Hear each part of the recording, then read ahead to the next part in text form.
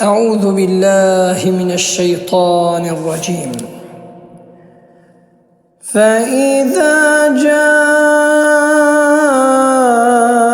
الطامة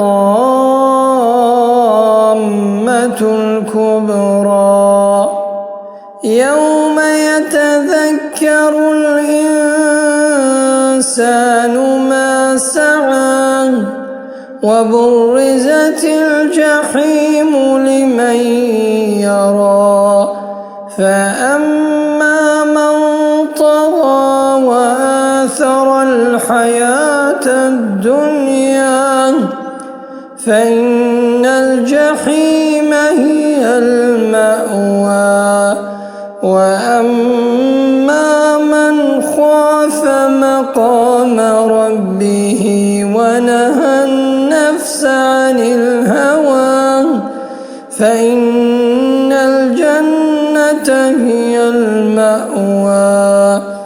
يسألونك عن الساعة أيان مرساها فيما أنت من ذكراها إلى ربك منتهاها إنما أنت منذر من يخشاها كأنهم يوم يرونها